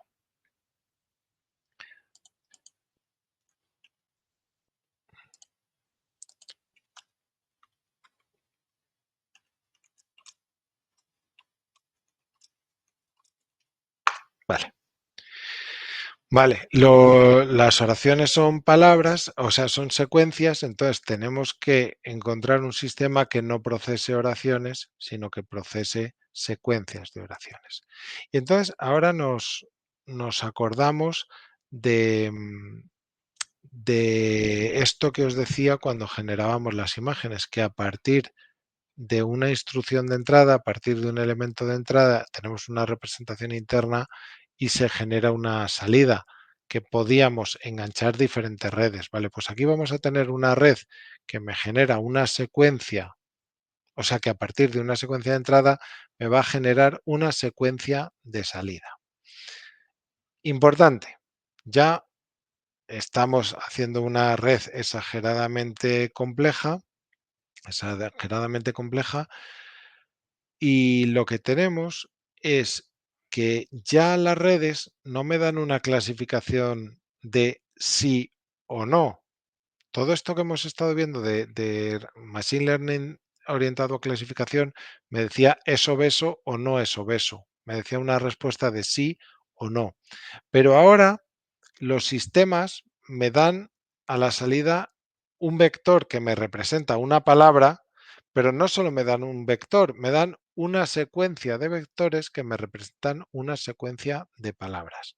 Con lo cual, yo entreno a mi sistema para que me dé una oración con sentido, ¿vale? Con significado. Voy a poner un ejemplo que se ve muy bien. Si en la entrada pongo una oración en español, en la salida me espero la traducción de esa oración al inglés. ¿Vale? Entonces lo entreno, voy iterando y así voy consiguiendo un sistema que traduce del español al inglés. Y sí, esta es la base conceptual de Google Translate, de DeepL Translate y de este tipo de sistemas. Eh, es un sistema neuronal que se basa en embeddings de palabras. ¿Vale? Esto conceptualmente es un poco más difícil, pero es la entrada a todo lo que tenemos. Porque igual, o sea, yo le puedo entrenar para que a partir de cualquier secuencia de entrada me genere una secuencia de salida razonable. Entonces, a partir de un sistema muy clásico es el question answering. A partir de una pregunta y un contexto, a partir de una pregunta y un contexto, me va a generar una respuesta. Y eso es lo que tenemos a día de hoy. En 2017 es cuando empezaron a salir resultados realmente potentes y a partir de 2021 aproximadamente es cuando los sistemas GPT empezaron a deslumbrar con oraciones bastante largas. Em, entonces, esta es una de las claves. A partir de una secuencia de entrada, una secuencia de salida. Y esa secuencia es una secuencia arbitraria, pero que probablemente se corresponde con lo que yo he pedido a la entrada. Todo esto, si volvemos un poco a los orígenes, todo esto no son más que dentro de cada una cajita de estas neuronas interconectadas entre sí de una forma bastante inteligente. Es decir, son numeritos que se multiplican uno detrás de otro. Es decir, esto ni tiene conciencia, ni tiene inteligencia, ni tiene nada más que números que se multiplican uno detrás de otro. Pero ¿qué pasa? Que, bueno, pues tienen un resultado tan sorprendentemente bueno que generan unos textos tan elocuentes y que utilizan tan bien el lenguaje que les atribuimos una inteligencia casi como sobrenatural. Vale. Los sistemas actuales suelen tener mezclas de expertos, que es lo que se llama, lo primero que hace el router es decidir cuál es la intención de la entrada, y eso es un sistema puramente clasificador, y luego esa intención se le pasa a cada uno de los expertos. Si es una pregunta, pues a un sistema de question answering. Si necesitamos traducción, a un sistema de traducción. Si si nos están pidiendo que clasifiquemos algo, pues a un sistema de clasificación. Si nos están pidiendo que generemos código fuente, pues a un sistema de generación de código fuente, ¿vale? Es una mezcla de expertos, son redes interconectadas. Todo, al final todo, cada una de estas cajas grandes son miles de neuronas interconectadas. Leo lo que dice Marco, que dice, en cada entrenamiento de la IA es como una validación que hacen los usuarios, por eso es gratis, porque mientras más usada, más se perfecciona. Correcto.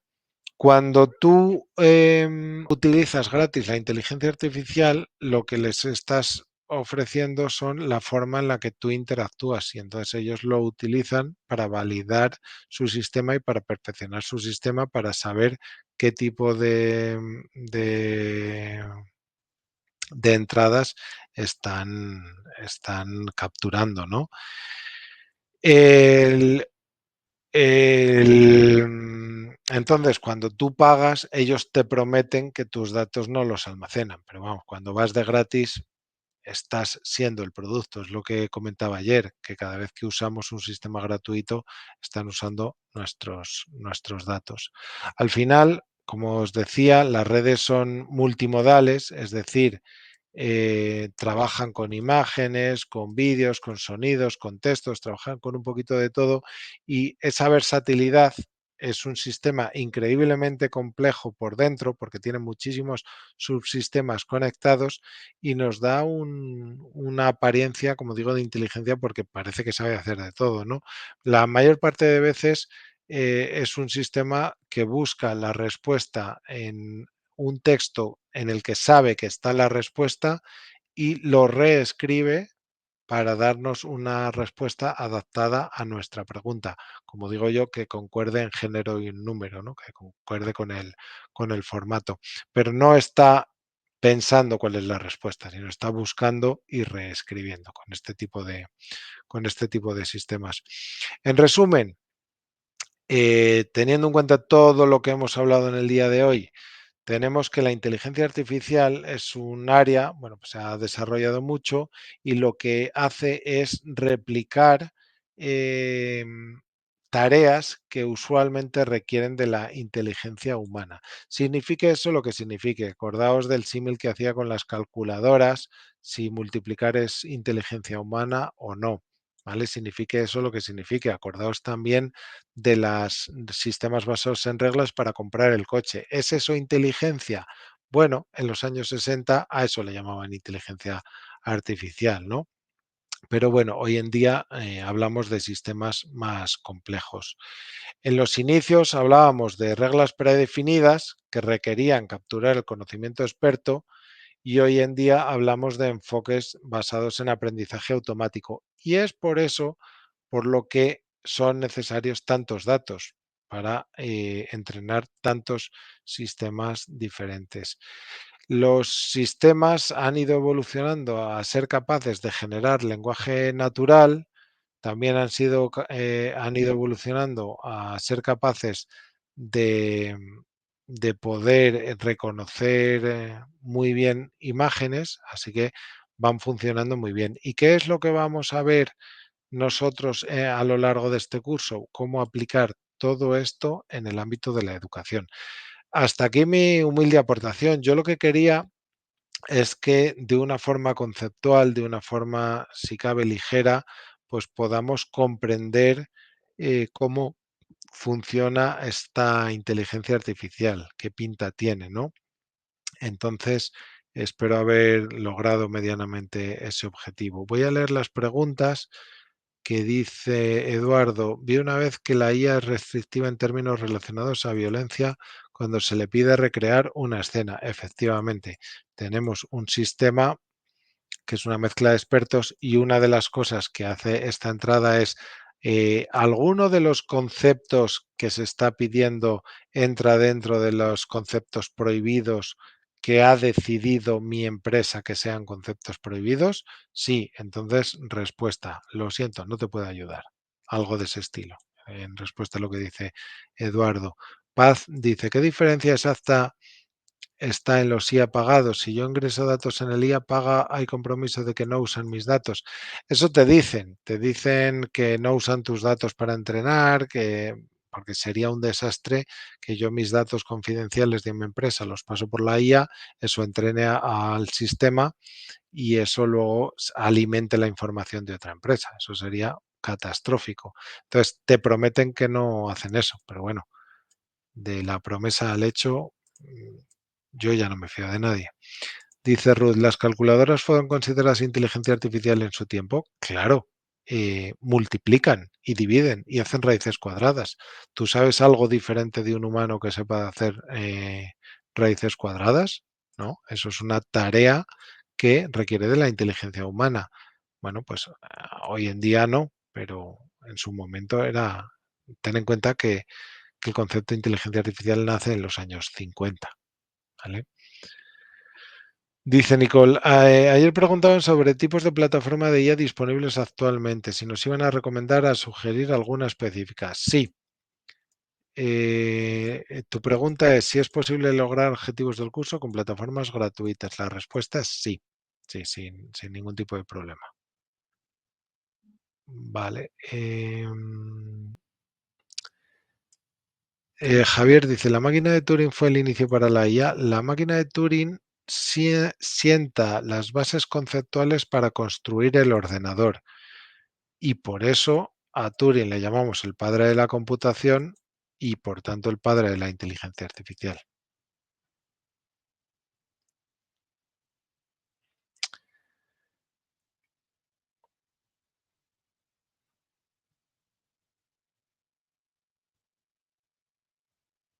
Dice Marco, las grandes empresas que nos usan dándonos gratis el servicio, ellas los perfeccionan con nuestro aporte y luego nos cobran. Efectivamente, me gusta mucho la frase que dice que si usas un servicio gratuito, no eres el cliente, eres el producto. Dice Aisa, ¿cuáles son las plataformas que emplearemos? Para eso, Aisa, me emplazo o delego en mis compañeros que van a dar las siguientes clases. Bueno, pues muchas gracias a todos.